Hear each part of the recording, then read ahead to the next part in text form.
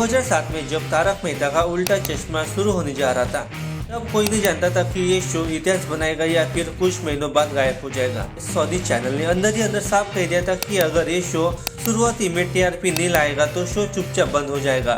इसी दबाव में कास्टिंग किसी ग्लैमरस हंट की तरह नहीं हुई, बल्कि एक सर्वाइवल टेस्ट की तरह हुई, क्योंकि मेकर जानते थे कि एक भी गलत एक्टर पूरे शो को डुबा सकता है। अर्षित मोदी को ऐसे चेहरे चाहिए थे जो कैमरा से नहीं डरते हो, लेकिन उनमें ईगो कम हो और जिनके लिए ये रोल सिर्फ काम नहीं बल्कि उनकी आखिरी पहचान और उनका एक आखिरी मौका हो कुछ कर दिखाने का।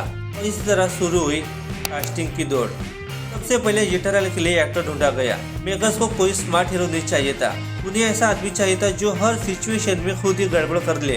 दिलीप जोशी उस समय टीवी और फिल्म में काम तो कर रहे थे, लेकिन उन्हें कोई लीड रोल से वो दूर थे।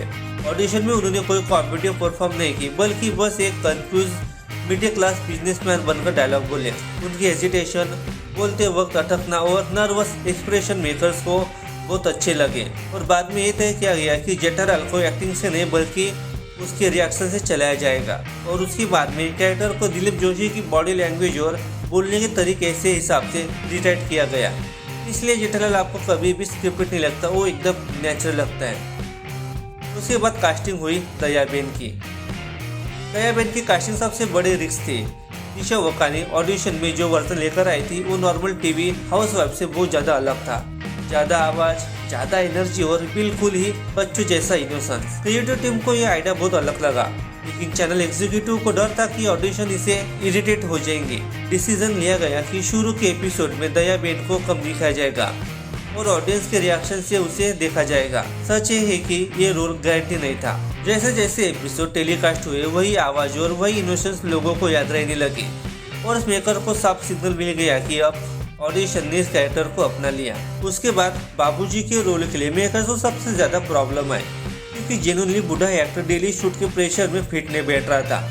अभी अमित भट्ट ऑडिशन में आए। उम्र कम थी, लेकिन ऑडिशन में उन्होंने गुस्सा नहीं दिखाया बल्कि एक ऑथोरिटी दिखाई। उन्होंने अपनी ओल्ड एज के लिए फेक टीथ, फेक वॉक और बोलने में बहुत ज़्यादा पॉज लिया। मेकर को समझ आ गया कि ये एक्टर बुजुर्ग बनने के लिए एक्टिंग नहीं कर रहा बल्कि घर के बड़े किसी प्रेजेंस दिखा रहा है, इसलिए ये उन्हें रोल मिल गया। उसके बाद वीडियो की कास्टिंग में मेकर्स ने साफ तय किया था कि ये कैरेक्टर जो क्रैक नहीं करेगा।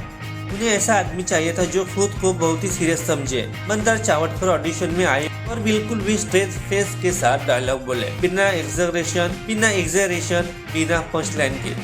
मुझे डिसिप्लिन और उनकी इनसिक्योरिटी नेचुरल लगी। स्कूटर और डायरी जैसे एलिमेंट ऑडिशन के बाद ऐड किए गए एक्टर के कहने पर। मुझे इसलिए फनी लगा क्योंकि वो खुद भी फनी नहीं समझता था।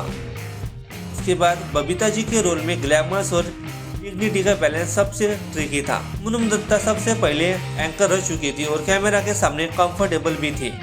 ऑडिशन में उन्होंने काम कॉन्फिडेंस दिखाया, कोई एक्स्ट्रा फ्लर्टिंग नहीं, कोई ऑकवर्डनेस नहीं। मेकर्स को समझ आ गया कि यह कैरेक्टर लिमिट को क्रॉस नहीं करेगा और फैमिली ऑडियंस अनकंफर्टेबल नहीं होगी। इसलिए रोल सिर्फ लुक की वजह से नहीं बल्कि कंट्रोल और कंफर्ट की वजह से मिला। उसके बाद तारक मेहता के रोल के लिए लाउड एक्टर नहीं, समझदार नरेटिव चाहिए था। शैलेश लोढ़ा पोएट थे और राइटर भी थे।